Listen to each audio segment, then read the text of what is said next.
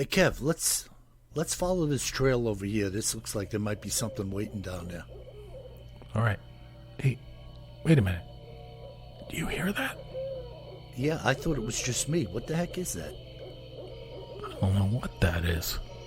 Whoa, do you smell that too? That's unbelievable. Hey, look. What the? Hey, look, those branches are moving over there. What the heck is that? Holy cow, is that what I think it is? Look at that thing. Oh my God. It's a freaking Sasquatch.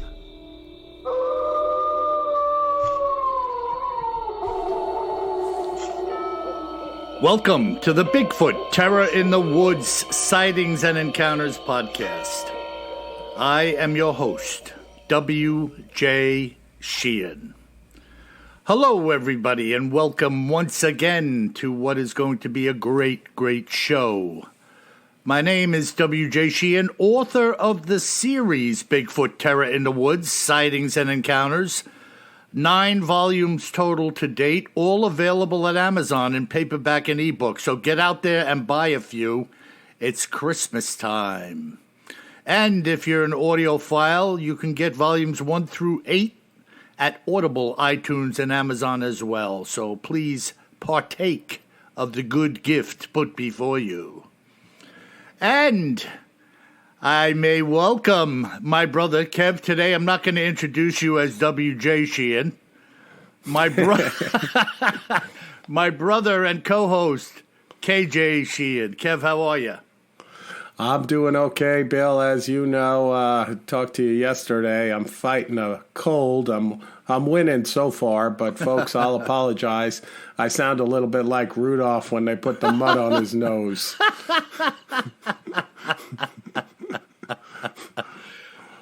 Too bad a little more gun couldn't solve your problem.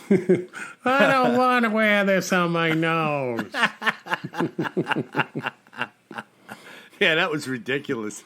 That mud nose. Putty nose. But I'll get through it. Yeah, no, it's cool. You sound a lot better. Yesterday morning, I was like, good grief, man. It's a good one. Really kicked my butt. Fortunately, it wasn't the dreaded COVID. Yeah. But it felt that way. Yeah, it was nasty. I could tell just talking to you yesterday that you were in a bad strait. Exactly. But anyways, listen, before I get to anything else, or we get to anything else, we have a winner of our little Sasquatch Strange Gift Contest. Now, and I'm going to surprise you people, because you remember I asked which area or state did you think that had the most sightings according to my own writings. And the truth of the matter is, I don't know. So we're all shocked, Bill. Yeah, we're all shocked. It tricked you. I tricked you with my statement, but everybody wrote in and they had their opinion.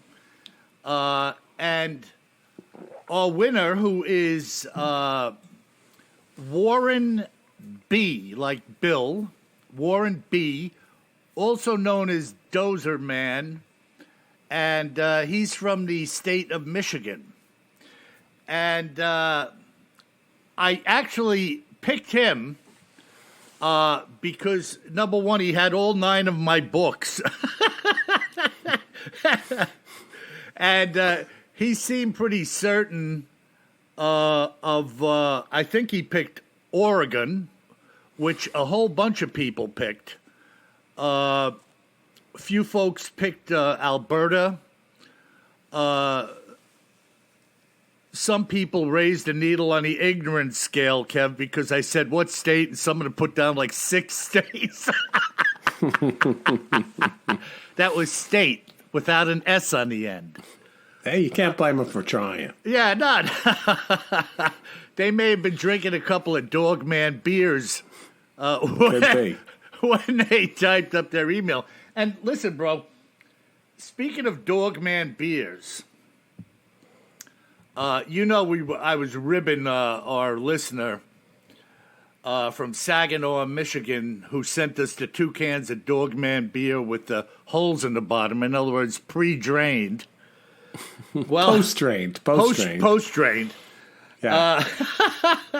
Well, it seems that I got the best of them with my comments because I have a box here from the same individual, unopened at this point in time, and from Saginaw, Michigan, and it's marked non-hazardous liquid. Nice. Nice. Now, I hope you don't turn him into the authorities, Bill. You seem to be worried about that. So I was thinking, non-hazardous. I mean, I probably, if you had a few of these Dogmans and went driving, it might be a hazardous liquid. You have a few of those Dogmans and you drive the Dozer, like Dozer Man or whatever his name is. That's not going to be good. Yeah, I don't want to say his name, but Warren B. Warren, when you write back to me, let me know where you got the handle Dozer Man, if in fact you are driving a D9 Cat or something. But anyways, remember, the rules are, in any of our contests, that you have to be listening to this podcast to know you won. And then you need to get back to us with the details of where you live, your address, and whatnot, and I'll send you out this neat little gift. And So I that's also it. have to ask, Bill, I mean, you don't have to own all 9 of your books to win, right? No, but I tell you, that did have a swaying vote. And I have to tell you, I was pulling for Oregon myself, so truth be told. yeah, I wanted to hear you mispronounce it again, but you pronounced it correctly, so I don't know. Well, believe it or not, I had planned in my mind somewhere down the road to go through my accounts to date and segregate them and perhaps make up some volumes based on like Midwest, Pacific Northwest, Southland, Canadian, for people who may just be interested in those areas. So that was a thought I had. I may get to that down the road, That's very cool. I like that idea. Yeah. So, but the reality is that I never kept track of the individual states where all of the accounts come, and I started to think about it in my mind, like, wow, I was going through some of them that I recall in my head, and I'm like, wow, there is really a mixed bag. I would say personally, it would be, boy, it's tough. Personally, I want to say it's between Washington, Oregon, California, and Canada. I'd say British Columbia. Yeah. Now, is BC is not part of Canada? It is. I'm saying the westernmost province is British Columbia. Right. So BC and Alberta, for some reason, Manitoba is ringing in my ears. I mean, there are definitely some hot spots. And by the way, they're hot spots based on the material that I have. Who knows if all of the material was in our hands where it would actually be. It could be Maine. It could be New York. I don't know because I don't have all the data, Yep. Certainly, Very cool. Yeah, so that's it, man. Well, So congratulations to our contest winner. And what do they win, Bill? Well, I'm not going to tell you because remember, this was like a mystery gift. Uh-huh. But it's a very strange little thing, and that's all I'll say about it. It's not a stack of rectangular paper with Benjamin Franklin's picture on them? That would not be given to Dozer Man. That would be kept by me. Maybe some pre-drained Dogman beer now that you have the real beer. Yeah, I could send him some cans with nail holes in the bottom. Yeah, thanks, Warren. Now, if I have to tell you what it is, it's really an old Gumby found in a garage that the rubber is rotted off of. Thanks, Warren. Turns out, Warren, I have the matching worn out pokey. So, Kev, what do we have today in our Cryptids in the News and Other Oddities segment? Well, we're going to shift gears today, and we're going to go out to the Stanley Hotel. Oh, yeah. In Estes Park, Colorado. Yep. As you know, Bill, I was out there in person a few weeks ago, and the place is a creep fest. We love creep fest. You see any little kids riding around on a Hot Wheel or something? Big wheel? Yeah, Big Wheel. I couldn't think of the name of it. No, I didn't see any bloody sisters either, any bloody twins. Thank goodness, but it was creepy. Wow. So, yeah, I was out in Denver and then took a ride up about an hour and a half outside of Denver is Estes Park. And right near the entrance to the national park is a little town called Estes Park. And it is up on the hillside is a white colonial-looking building with a red roof on it. And it is not the Red Roof Inn, but it is the Stanley Hotel. And it looks pretty cool from a distance. And, you know, as you get up to it, you start to realize, oh, yeah, this is that hotel that the book, The Shining by Stephen King, it was inspired by him staying in the Stanley Hotel with his wife for one night and one night only. I can't wait to hear about this. How many people stay for a night? Well, and there's a good reason, a couple of good reasons why he stayed a night, but we'll get to that in a minute.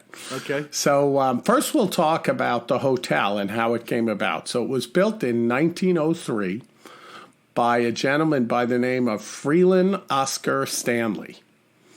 And Freeland was part of a twin brother duo. So he and his brother lived in the eastern United States, and they were entrepreneurs and invented a few very cool things. So the first was they invented a dry plate film system for taking pictures, for photography. So prior to their invention, you remember those old cameras, Bill, in the 1800s where you'd slide the big plate into them, right, and a flash would go off, boom, you know. Right, and apparently it would take days to get those plates developed. Huh. And what they came up with was this dry plate system. They invented it where you could do it in minutes instead of days. So big innovation in photography at the time. And they made a ton of money on that, and they eventually sold it to a company called Eastman Kodak. Wow. Right? So you can see where that goes. Yeah. I wonder what Eastman Kodak was doing at the time. Yeah, I'm sure they were doing something with photography at the time, you know. But I don't know. It's a good question. Yep. And then these two twin brothers, they had another invention. So, Bill, you know, their last name is Stanley, and this is back in the late 1800s. What do you think they invented? Well, it's no doubt they created the Stanley Steamer automobile. Yeah, exactly. So I didn't put that together, even when I was standing there in the hotel, until in the hotel lobby in one of the buildings, they have a Stanley Steamer parked there. In the lobby, and I was like, "Oh, look at this! These guys, they're the same guys that did the Stanley Steamer." Yeah, what a contraption that thing was, man, and what an ingenious design. Exactly, and it turns out in August 1899, he and his wife drove this thing to the top of Mount Washington. Wow! And it's the first motorist to reach the top of Mount Washington in a car. And they drove it back down? I guess so. Yeah, I mean, because the brakes... who knows with the brakes? Yeah, probably left it in low gear and rolled down the hill. You know, I don't know how those steam engines work. Yeah. Boy, that's cool. And then later on that same year, they gave William McKinley a tour of Washington, D.C. in the Stanley automobile, marking the first time a sitting U.S. president had ridden in a car. Huh. Isn't that pretty cool? Yeah, no, that's really neat trivia, you know what I mean? But interesting stuff, you know, like, wow. Yeah. I mean, who thinks of that? The first time a president rode in a car. Right, and it's a steam-powered car, which is pretty interesting. So, but it's not all good news. So, Okay. you know, these twin brothers, are doing great, making tons of money, inventing very cool things. You know, not only just making money, but inventing two inventions that we know of that are pretty cool. You know, change the face of history. Yeah. But then Freeland, he starts to get sick, and it turns out he has tuberculosis. Okay. Well, they think he has tuberculosis. You know, we never know for sure. And he starts to lose weight, and he's dying, and he's a relatively young man. And he goes to his doctor, and he's like, and of course back then there was no cure for tuberculosis. You know, they basically put you in a hospital with a bunch of other people that had tuberculosis, and you know, tried to do treatments for you. Some of them were brutal treatments, from what I understand, but they couldn't really do anything, right? So his doctor said, well, you know, you have a lot of money. The only thing I could recommend is that you move out west to this place called Denver, Colorado, where they have fresh and dry air and a lot of sunlight. And we have heard of that being, a good treatment for tuberculosis. Huh, isn't that interesting? Yeah, it's interesting. So he moves out there, and it turns out, though, that that's not a great time to be in Denver if you're looking for clean air, because they're doing so much mining at that time. So the air is very polluted and stuff like that, and he actually takes a turn for the worse. And he's down like less than 100 pounds and basically dying. And he goes to see the doctor with his wife out there in Denver, and the doctor tells him, hey, listen, all I can say is, there's nothing we can do for you. I have a hunting cabin up in Estes Park, up in the mountains here. It's a beautiful cabin. I'll give you the keys. I think you should live out your last days up there. Basically, I think you have about 2 months to live. Wow. So, yeah, really bad news. So him and his wife go up there, and they hang out in the cabin, and all of a sudden he starts feeling much, much, much better. So the mountain air up there, which is even higher than Denver, is making him feel really good, and the nice clean air is making him feel really good. So, you know, if I cut to the chase, he lives another 40 years. Wow. After being told, he died at age of 91 in Boston of a heart attack. So, you know, basically that air up there in Estes Park cured him, but he really couldn't leave, and he missed all of his friends and his family. So they built this hotel, which originally ended up being just like a retreat where people could come and visit in 1903. Mm-hmm.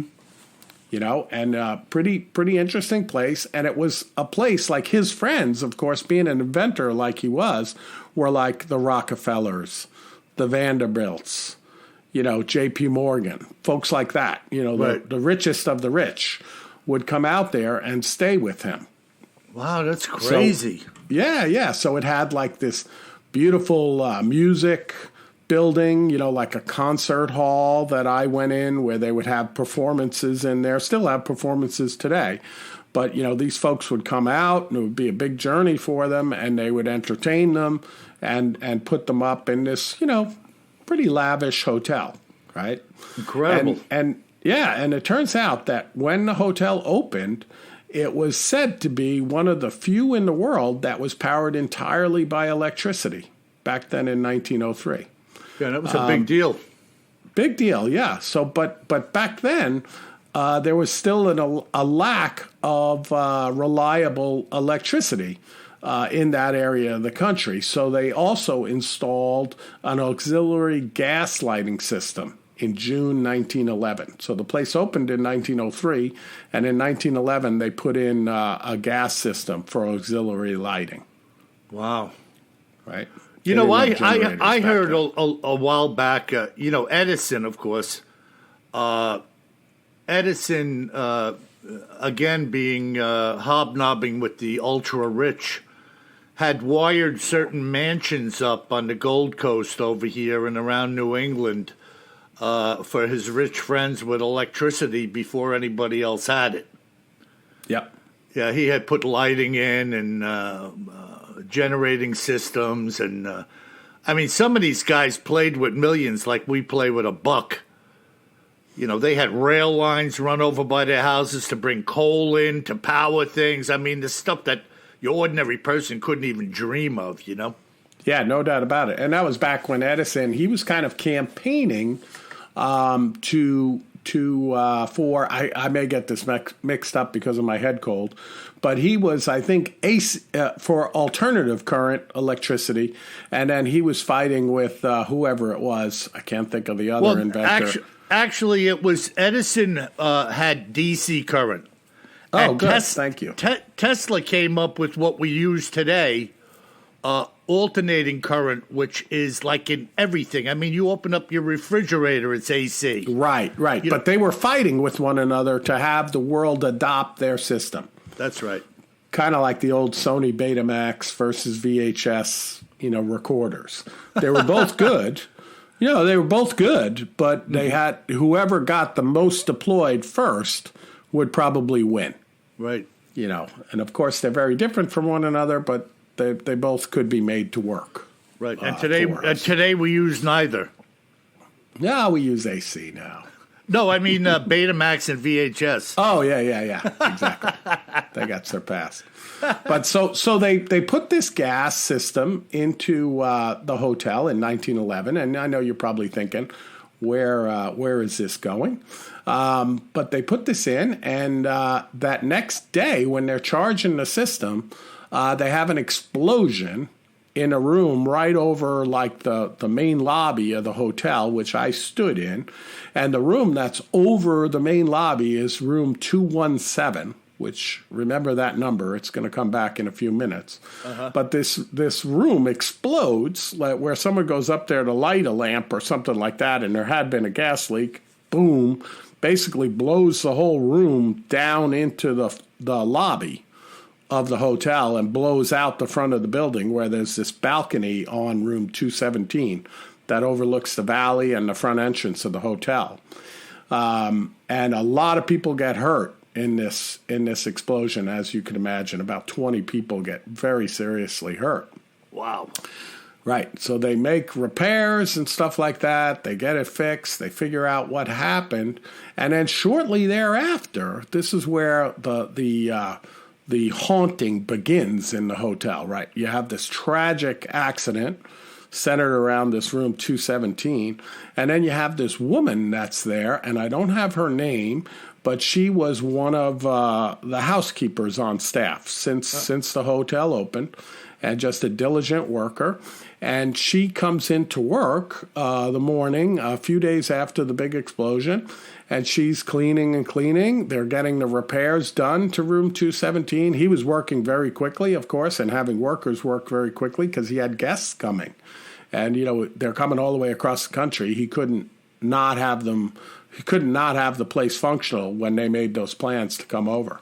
So they're working around the clock. She shows up another day, and she's actually cleaning room 217 to get it ready. And she punches in that morning on the clock, punches out on the time clock, at 5 o'clock or 6 o'clock, and goes home. And then the next day, one of her relatives comes out to the hotel to let them know that, unfortunately, this woman passed away 2 days ago at her home in Estes Park. Wow. So if you're following along closely, 2 days ago would make it impossible for her to come to work the prior day. And work all day. Yeah. So they say, no, it sounded like you said 2 days ago, but I assume you mean last night. And the relative's like, no, 2 days ago. She was pronounced dead at 7 o'clock in the evening at her home by the doctor. And they're like, well, she was here yesterday. We all saw her. And she punched in and out on the time clock, too. Wow. Yeah, so this woman apparently, like, she came back as like a ghost or a spirit that everyone could see and interact with, and did her work the following day. So she's rumored to come back from time to time in the hotel as well. Wow, that is creepy. Yeah. So now let's fast forward. That's Okay. 1911. Now we go to 1974. And the hotel is not doing well back then in 1974. You know, it's in an era of just a tough time to make money in any way, shape, and form. So it's gotten into a state of disrepair. It's still open as a hotel, but it's not doing well at all. It's been foreclosed on a couple of times and just kind of a bit of a shambles. And then Stephen King, the famous writer, and his wife they want to go up through Estes Park and further into the mountains to stay up, you know, in the more desolate part of the mountains. Mm-hmm. And they're coming up from Denver, and there's a terrible snowstorm. I think it was in the month of October, like the end of October. And there's a terrible snowstorm. They can't go any further. The gates to the park entrance are closed. And his wife says to Stephen King, like, listen, we just got to find a place to stay. Like, you know, we can't go on any further. I don't want to drive all the way back to Denver tonight. It's late at night. So they see this signs for this hotel up on the hillside. And they go up there. So now it's the evening, Bill, right? I think it's pictured around 8 o'clock at night, dark out. They go up there. It's snowing like crazy. And they check in. And there's not many people around the hotel at all, just a couple of people. And they tell them that the hotel actually closes for the season the following day. Wow. So they said most of the staff, and in fact, almost all of the staff will be gone this evening. But you're welcome to stay, and we don't want to turn you away, you know, in this terrible snowstorm. Of course. Right? Yeah, it's just dangerous. Yeah. So they let them check in, and guess what room they put them in? 217. 217. So they go up into 217, you know, probably the most haunted and ill-fated room in the hotel. All the rooms are empty. They're the only guests there. Stephen King goes downstairs to the bar as his wife is, you know, resting in bed. And there's one man in the hotel working there. And he's sitting at the bar as well. And Stephen King puts some money on the bar and says, you know, will this buy me a drink? And the man says, well, I work here. I've already counted up all of the money for the year. So I'm happy to give you a glass of my bourbon, but you can keep your money. So they end up sitting and having a few drinks of bourbon together. The man tells Stephen King that he's the only one in the hotel, and then goes back, as Stephen King has a couple of drinks, goes back to his room, you know, closes up the door with his wife, and has a terrible nightmare. Basically, they had a small son at the time who was not with them, but Stephen King envisioned that one of these fire hoses, if you remember in the old building spill, they would have these fire hoses that were coiled up on the wall prior to sprinkler systems, and there'd be a valve next to them that you could turn on, in theory, to fight a fire. Right. So he has this dream and this terrible vision that this fire hose outside of his door came to life, and that his son was out in the hallway kind of playing with it, and this thing like attacks his son like a snake. Holy smoke. Yeah, and he wakes up screaming, you know, in a cold sweat, and then walks out on this balcony in the snow outside of room 217 and looks out at the valley, and basically he's like, I think I know what story I'm going to write. Wow. And it's going to be about this creep fest hotel with no one in it in a snowstorm, and that became The Shining. Interesting. And you know what? Just envision yourself in the same scenario. You're in this blizzard. You're in this gigantic old building. There's like nobody in it, and you go up to a room. There's nobody in the halls, no help around. I mean, that in itself would be creepy. Dude, I don't know if I ever told you, but I stayed in a hotel probably 30 years ago, maybe 25 years ago, out in a place called French Lick, Indiana. And people, our listeners, some of them in Indiana are going to know the French Lick Resort. But when I stayed there, it wasn't a resort. And it was this many-story high white building, and like no one in it back then. I hear now it's like a gambling casino, but it wasn't back then. But it was famous back in during Prohibition, where Al Capone and the gang used to come down and stay at this place, and they would drink. And so it was like a giant speakeasy that was hidden from the eyes of the federal government by whatever means. But I used to stay there on a regular basis because I used to do business out there. And it was so creepy, I can tell you, where like I'd pull up in the parking lot at night and I'd look at the side of this like 10 or 12-story building and there would be one light on. And it was like the light in my room that I left on during the day. So I can imagine what Stephen King and his wife felt like that night. So they checked out the next day, and he wrote the book, The Shining, which is one of his most successful books. And it kind of put the Stanley Hotel on the map again in the 1970s. And some people say that that horror story saved the Stanley Hotel from, demolition and, just going away. Yeah, it worked out well for them. It's because a lot of people would just go there to this day just to stay there. Well, that's what they say. The room 217 has the highest level of reservations of any other room, Bill. So incredible. A lot of folks like to get creeped out. And when I was there talking to the tour guide, she said that it's booked. The room 217 is booked out for like the next 8 Halloweens. So everybody books it out in advance to stay there on All Hallows Eve. Wow, that's crazy. And Super creepy, right? Just for the folks listening and those newcomers to our show, our podcast is Bigfoot Terror in the Woods, Sightings and Encounters, of course. But in our Cryptids and Other Oddities segments, Kevin does his due diligence to bring out anything strange. It could be a Bigfoot account. It could be a Loch Ness Monster. And today it was this excellent exegesis on the Stanleys and the Stanley Hotel, and bringing Stephen King in as well. That was an excellent Yeah, week. It's cool. And I'll add one more point, Bill, that, for those of you out there, you may say, like I did, but that's not where they filmed The Shining. And that is correct. They filmed The Shining at another place called the Timberline Lodge, which I have also been to, which is up on Mount Hood, on the slopes of Mount Hood in Bill's favorite state, Oregon. Mm-hmm. And that place is also super creepy because it's kind of above the tree line on Mount Hood, literally in the middle of nowhere. But that's where they filmed it.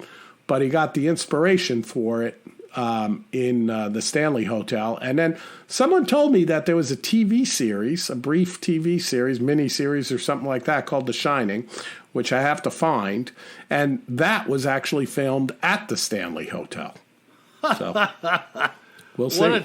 What a tangled web! But I could see how Stephen drew on his experience of the vacant giant building, the single bartender that serves him during the movie, and it has these creepy, macabre conversations with him about kind of pushing him to the edge. You remember them? Oh yeah. He'd be like, "Well, if I was you." He was always like feeding him to do evil. You know what I mean? Exactly. What a freaking creep fest. Kev, that was excellent. And I don't know about anybody else. I really enjoyed hearing about the historicity of that hotel and how things came about. And that's definitely a creep fest, and certainly an other oddity. Yeah, it was a good field trip too. It's a beautiful part of the country too. If you ever get a chance to go out there, it's worth seeing, especially if you're in Denver it's a pretty easy drive up into the mountains and just a beautiful area. Yeah, and a pretty telling tale, too, about Stanley initially being given a death sentence. And when he went up there to that crisp, clean air and that altitude and whatnot, he wound up living 40 more years. Yeah, amazing, right? It is amazing.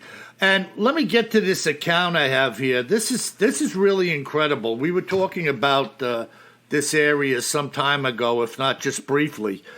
But this sighting was shared with me by a guy named Ned Etheridge from Washington State. Ned was actually hunting near Mount St. Helens when it blew. And this is what he both experienced and saw, and you're not going to believe this. It was on Saturday, May 17th, 1980, that I had hiked in and made camp with St. Helens looming in the distance. I knew at the time, as did many others, that the volcano had been seemingly gaining momentum as far as activity goes. But in my own mind, I wasn't concerned, believing that nothing would occur. That was all about to change in a dramatic fashion. It was about 8:30, now on Sunday morning, and I was sitting by my fire, frying some Spam over the flames, when suddenly the ground rumbled and shook. As I turned my head, the entire side of Mount St. Helens blew out. Can you imagine, folks? Sending a gigantic plume of ash out from its side. The ash cloud looking like a fire extinguisher when you pulled the trigger. I was many miles away from the mount at the time, and yet I could tell that this cloud of ash would engulf me in a matter of minutes. So I literally left everything where it was and started to move quickly. It was only a short time later that I felt like hell had consumed me. I was under a dense black cloud with thunder rumbling around me as the ground continued to shake beneath my feet. Can you imagine, folks, this guy out there by himself, solo hunting, and being there when this all takes place?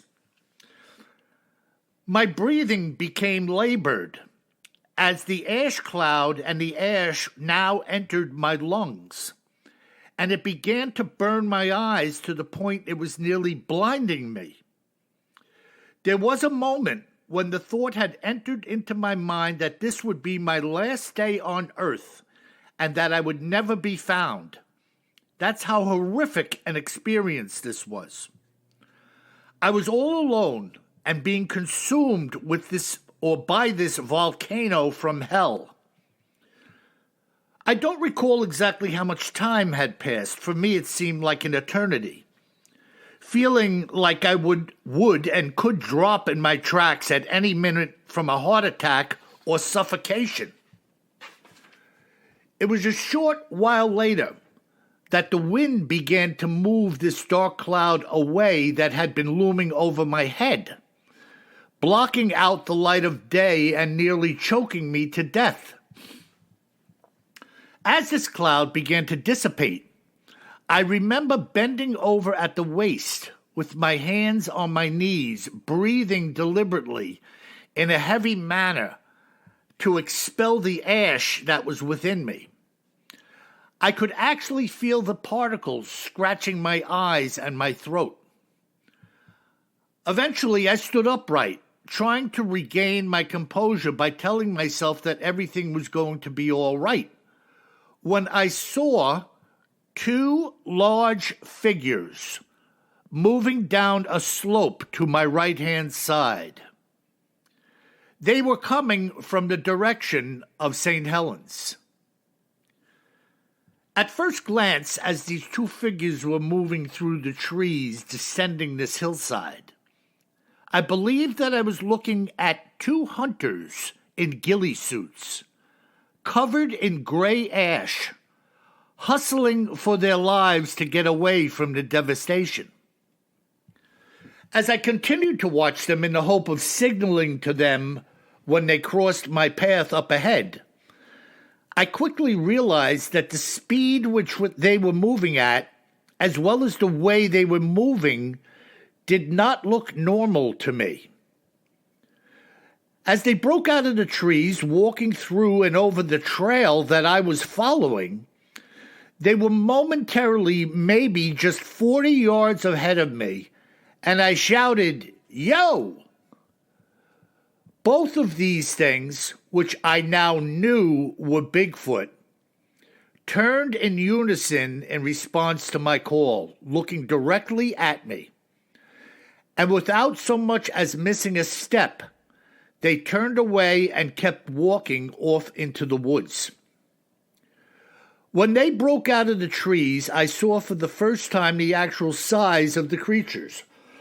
Excuse me. There was no question about what I was looking at. They were enormous. I would estimate between 8 and 9 feet tall and maybe 1,000 pounds apiece. Turning their heads towards me, their black eyes stood out like beads within the outline of their ash-covered bodies. They looked like two animals that had been dipped in gray paint, being completely covered in fur which was clumped together by the ash. They had crossed an area of perhaps 20 yards in only a handful of steps and moved quickly out of my sight. Although I had experienced the very depths of hell that day, it appeared that these Bigfoot experienced the same thing for themselves and wanted no part of it either. I made it out that day and lived to tell both their tale and mine. What do you think of that, Kev? Wow. I can't imagine being anywhere close to Mount St. Helens when it blew. Well, he said he was miles away. Oh, you had to be miles away. Otherwise, all the trees would have blown down on you. But, I mean, even miles away, geez, like many years later, when I was living in Spokane, which was like the late 90s, we would drive to Seattle and you still see the ash, now kind of frozen, so to speak, along the side of the road on the way to Seattle. Yeah, when I wrote down this account and his description of the black eyes of the Bigfoot, like just being highlighted or punching out of their heads because of the completely gray coloration of their hairy, ash-covered bodies.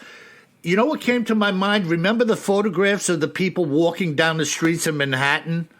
Yeah. Twin Towers toppled? Yeah. And they were covered in that ash, and all you saw was a little bit of their eyes, and everybody was gray, and the stuff and debris and soot and everything else was everywhere. Yeah. But can you imagine this poor slob? I mean, there's nowhere to run. Like the old song says, nowhere to run and nowhere to hide, And then he sees these two creatures.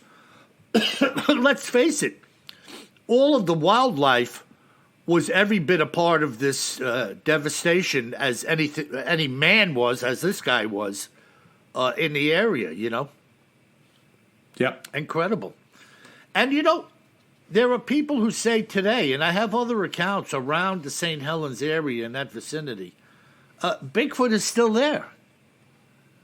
So people were encountering them then. He encountered them that day, and people are still encountering them there now. So, nature takes over. Even after a fire, or in this case, a volcanic eruption, nature has a way of rebuilding. The trees grow, the bushes take shape again, animals come back in, birds, It really is an incredible thing. No doubt about it. No doubt about it. Yeah, that's something else. I mean, I can't imagine, yet I can imagine the guy standing there and see it and thinking it's hunters in ghillie suits, right, covered in ash, and then all of a sudden being like, "Whoa, wait a minute! Yeah, This is what I thought wasn't possible to see, but it's right here in front of me." That's right. And that's the thing about sightings and encounters, that a person who hasn't had for themselves an experience, whether it's Bigfoot, a UFO, a ghost, whatever it may be, and I can speak firsthand from experience, when these things happen to you, you are not yourself. So it's easy to stand back and say, why don't you do this? Why don't you do that? Why don't you do this? It doesn't happen that way. My experience is that you're stunned. Sure. Your mind is so in the moment about trying to organize what it is that's going on. Is this real? You think you're in a dream, and yet it is real. And by the time you're done with all of that processing and trying to figure out what's going on in your mind, it's over. It's long over. Yeah, 100%. And that's why, even as I told you that day, I had the UFO sighting at Shinnecock, which is in my new book, which will be coming out soon. I had a camera in my glove compartment, and I knew it, and I didn't go get it. Yeah. How? I don't know. I don't know. Yeah. But I had a camera, and I knew it, and I didn't go get it. It was right next to me. All I had to do was open the driver's door, reach into the glove box, and grab it, and I didn't do it. Oh, you probably would have taken shaky pictures anyway, Bill. And that was my Canon Sure Shot, my best camera. Well, that was a short shot. Maybe it wouldn't have been shaky. Oh, man. So that's it, man. That was a great account. And following that great Stanley Hotel report, I would say we hit a home run, Kev. 2 creepy tales from the mountains. Yeah, no doubt about it, Yeah, and I made it through so far without coughing a bunch, although I do sound like Rudolph. Well, take the mud off your nose. I don't know. All right, we're going to go to our listener mail, Bill, and we have some good listener mail today. The first one of my favorite letters of the week, comes in from Karen. Karen doesn't say where she is, but the subject is paper bag Halloween costume. Uh-huh. And she says, I feel your pain, Kevin. My mother insists she would never buy a paper bag costume, but I remember. And by the way, folks, may my mother rest in peace, but she would probably deny that she bought me a paper bag costume as well. So Karen goes on to say, I wore a terrible paper bag costume when I was little as well. I was so embarrassed too. Mine was a piglet.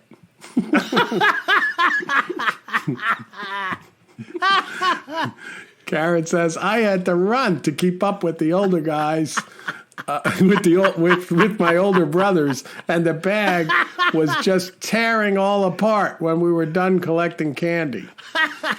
You guys always have me laughing, so I so much enjoy the podcast. Thanks, Karen. I can't By help the way, myself. Karen, mine was torn apart by the end of the day. You can't move much in a paper bag, And especially if it starts to drizzle or something on Oh, Halloween. my you'd just goodness. be like, Thankfully, it wasn't drizzling. Could you imagine? What's worse than wearing a paper bag? Wearing a wet paper bag. Jeez. oh, a piglet of all. I can picture this kid dressed as a piglet trying to keep up with the other bigger kids, and stuff. No, and Karen, I'm sure you can appreciate this. I can't remember a lot of stuff vividly from being a little kid, like 5 or 6 years old. But I remember that vividly. Like I could paint a picture of this stupid bird paper bag costume. hysterical. By the way, I want to be a dentist. Herbie. A dentist? That's funny. All right, our next letter comes in from Chris. And Chris also doesn't say where he's from. And he says, hello, guys. I'm a big fan of your podcasts and books. I listen to you every morning on the way to work, and you always get me thinking. I'd like to point out that I'm a believer and not ashamed to admit it, but I'd like to ask you a question. Why have we not seen a dead Bigfoot carcass? Are they so elusive and intelligent that they even hide their dead? I look forward with excitement and interest as to what your answer is to this question. Keep up the good work, and I can't wait to listen to your next episode. So what do you think, Bill? Where are these dead carcasses of Bigfoot? Well, there's two answers to that question that I stand on. Yep. Number one, I have always believed that they bury their dead. Of course, if they die near them, right? I mean, if you're sickly and you die off, I believe they just dig a trench or whatever, similar to a human being, cover them over back in the woods, and you're never going to find them unless somebody builds a shopping center in the middle of freaking the wilderness, and we know that's not going to happen. But to answer the second part of the question, why haven't we found a body? Many bodies have been found. And if I've uncovered a half a dozen of them in just the encounters that I have, how many more have happened? I mean, I had the account of the highway up here in the Northeast where I want to say the Wilfredo and Helena, I think their last name was Gonzalez, the Mexican couple. They ran across that roadkill on the side of the road that the truck had hit. Remember that one? I remember that one, yeah. Then in the account of the fifth bullet, which was similar, we remember talking that it was similar to the layout of the Marble Mountain film where the guy first sighted the Bigfoot up on the ridgeline and it came down at him. And remember, that thing was coming like a freight train, and he fired 5 rounds at it with a freaking M1. Was it an M1 or an M16? I forget. He had a military rifle, and it was the 5th bullet that finally took this thing down. And he left it there, right where it lay, and got on out of there. Just didn't want anything else to do with it. He wasn't going to wait for, I think he said, the family members to come by and take revenge or whatever. He just left it. There's another count I know of down in the Southland that we'll get to one of these days on the podcast. And one more that I'm aware of that was hit by a car. So there are bodies being found. Now, what happens to these things is anybody's guess. If you leave it out there after it was shot, well, that's one thing. We had the old account from the 90s when that fella Bugs called up Art Bell on Coast to Coast and told the tale of him and his buddies out shining at night, which is like putting flashlights or searchlights on animals and shooting them, basically illegally. And they shot a Bigfoot and consequently shot another Bigfoot. And he had told Art at the time that he knows where they buried the bodies. But he couldn't come to grips with the fact that he wouldn't or possibly could be brought up on murder charges. That was a great show with Art Bell. A lot of you out there know what I'm talking about. The fella called in and just went by the name of Bugs. So yeah, they're being found, but we don't know. We don't know the half of what's going on with them. So, sure, that's pretty much it, Kevin. All right, cool. Our last letter, Bill. We're going to go to our contest winner that you mentioned, Warren, and read his letter. Okay. So he writes in, "Hello, Bill and Kevin. I'm saying that the area where most of your reports are from is Oregon. I haven't counted, but Oregon seems to dominate most of the podcast episodes. I'm from mid-Michigan, and I drive a truck across the state. On I-75 north of Grayling, there are 3 or 4 spots where someone has painted white, large footprints across the highway. On my trip across to Wisconsin, I've counted 7 different Sasquatch statues or paintings. I look forward to your upcoming shows. Thank you for doing them. Yeah, incredible, you know. And it's true, Warren. Like, I travel a lot, and I see all the time now, you know, if at least like a cutout silhouette out of steel, you know, like in someone's backyard along a farm of a Sasquatch, you know, or billboards, or the many, many, many museums, you know, one of which I reported on up in Maine. That was spectacular this summer that I went to. So, yeah, you know, a lot of stuff is out there, more and more every day. Pretty cool. Yeah, it's incredible. And, you know, as we come to the end of this podcast, you know, Kev, you know, I don't think our audience knows. Well, how would they? But our podcast reaches Japan, Australia, Europe, South and Central America. I mean, we are just like looping around the planet. And I'd really like to hear and encourage more of our distant listeners to chime in with us as to what is going on in your neighborhood. It may not necessarily be a Bigfoot, maybe an orang pendek, some type of mysterious happening. But we'd like to hear from more of you. We know you're listening, and we'd like to hear from more of you. So please. Maybe even a creepy hotel or two. Yeah, maybe even a creepy hotel. So, yeah, it's incredible, Kev. Great show today. All right, good stuff, Bill. Why don't you close it up as my voice is fading? Yeah, and remember, folks, if you happen to be walking around in the woods this weekend or any day, searching for Bigfoot or not, you best remember one thing. Always carry more gun than you think you're gonna need. Sleep tight.